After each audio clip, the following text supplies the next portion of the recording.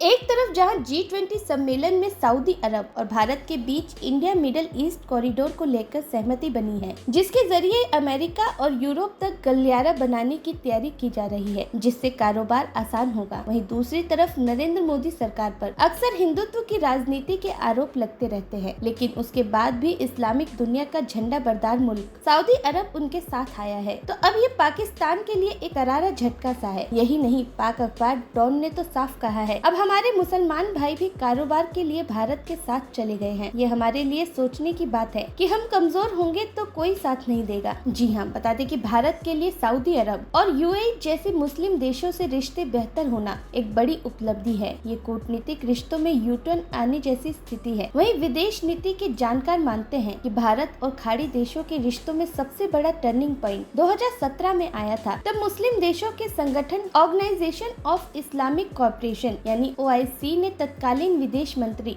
सुषमा स्वराज को भाषण के लिए बुलाया था, लेकिन तब इस पर पाक ने ऐतराज जताया था। लेकिन फिर भी संगठन ने सुषमा स्वराज को भेजा न्योता वापस नहीं लिया और सुषमा वहां गई और उन्होंने तब ठाट से भारत का पक्ष भी रखा था। लेकिन इस दौरान पाकिस्तान विरोध करते हुए वहां नहीं आया। वहीं ये बात बड़ी इसलिए थी क्योंकि मुस्लिम देशों के संगठन ने पाकिस्तान के ऊपर भारत को तवज्जो दी थी, और ऐसा होना इसलिए एक बड़ी उपलब्धि था क्योंकि करीब 50 साल पहले 1967 में इसी संगठन ने भारत के तत्कालीन राष्ट्रपति फर्रुखुद्दीन अली अहमद को अधिवेशन में भाषण देने के लिए आमंत्रित तो किया था, लेकिन तब पाक के जुल्फिकार अली भुट्टो को भी उसमें जाना था और उन्होंने कहा था यदि भारत के नेता को भाषण का मौका मिला तो फिर वो कमरे से ही बाहर नहीं निकलेंगे। ऐसे में अंत में फखरुद्दीन अली अहमद को बिना संबोधन के ही लौटना पड़ा था। ऐसे में अब उस इतिहास को याद करे तो साफ है कि जो मुस्लिम देश कभी भारत को छोड़ पाकिस्तान के साथ चले गए थे, आज उसी पाक को छोड़ वो देश भारत से रिश्ते आगे बढ़ा रहे हैं। और इसका एक उदाहरण